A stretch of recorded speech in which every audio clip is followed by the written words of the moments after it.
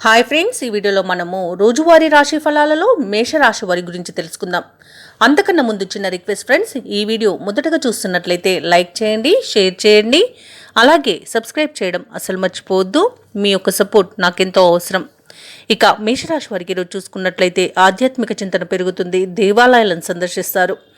దేవాలయాలను సందర్శించినప్పుడు మీరు ముఖ్యంగా గుర్తుంచుకోవాల్సింది మీ ఇష్టదైవం యొక్క ఆరాధన అనేది మీకు మంచి చేస్తుంది కాబట్టి తప్పకుండా దిశగా ప్రయత్నించండి. ఇక ఈరోజు మేషరాశి వారు చేపట్టిన పనులు కొంత వాయిదా పడే అవకాశం కనిపిస్తుంది.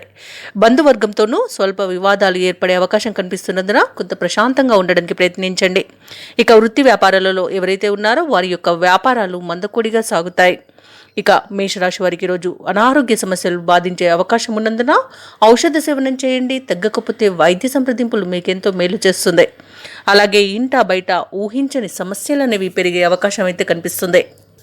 ఇక మేషరాశి వారికి ఈరోజు తొందరపాటుతనం అనేది పనికిరాదు. అనవసరమైన వివాదాలలో తలదూచకండి. అలాగే మధ్యవర్తిత్వం చేయడం కూడా ఈరోజు మీకు మంచిది కాదని చెప్పవచ్చు. అలాగే ముఖ్యంగా మేషరాశిలోని స్త్రీలకు అనారోగ్య సమస్యలు వేధించే అవకాశం అయితే అధికంగా కనిపిస్తుంది. ఆర్థిక ఇబ్బందులు తలెత్తే అవకాశం కూడా ఉంది.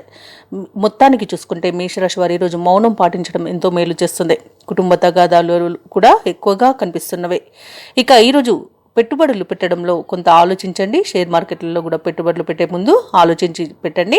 ఇక ఉద్యోగస్తులకు ఉద్యోగ నష్టం కనబడుతుంది. అలాగే కాంట్రాక్టర్లు నూతన కాంట్రాక్టులు దక్కినా వాటిని చేజార్చుకునే అవకాశమే అధికంగా కనిపిస్తుంది.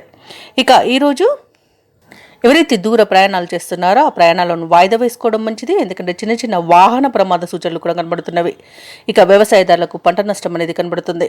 ఇక ఈరోజు మేషరాశి వారికి మొత్తంగా చూసుకుంటే కుటుంబ సభ్యులతో వివాదాలు, పనుల్లో అవరోధాలు, ఆకస్మిక ప్రయాణాలు, అలాగే ఆరోగ్య భంగము, ఇలాంటివి అనేక రకాల నెగిటివ్ ఫలితాలు అనేవి కనిపిస్తున్నవి. అలాగే మీరు వేసిన అంచనాలు కూడా తప్పుతాయి. అలాగే వ్యాపార వాణిజ్యవేత్తలు ఎవరైతే ఉన్నారో వారికి వ్యాపారాలు అంతగా లాభించవు. ప్రభుత్వ ఉద్యోగస్తులు ఎవరైతే ఉన్నారో వారికి పనుల్లో భారం అనేది అధికంగా అవుతుంది. కార్యభారం అనేది పెరుగుతుంది. చిత్ర పరిశ్రమ వారికి, క్రీడాకారులకు వ్యవహారాలలో అవంతరాలు అనేవి ఎదురవుతాయి. ఇక విద్యార్థులు అవకాశాలు వచ్చినా చేజార్చుకుంటారు. మహిళలకు అంతగా ఈరోజు కలిసి రాదు. ఇక మేషరాశి వారికి ఈరోజు అదృష్ట రంగు ఎరుపు, ప్రతికూలమైన రంగు నలుపు, అదృష్ట సంఖ్య 9. ఈరోజు మేషరాశి వారు శివాలయ దర్శనం చేసుకోవడం, అలాగే దుర్గాదేవి అష్టోత్తర శతనామావళి పఠనం చేయడం ఎంతో మేలు చేస్తుంది. అలాగే పనులలో వచ్చే ఆటంకాలని తొలగిస్తుంది.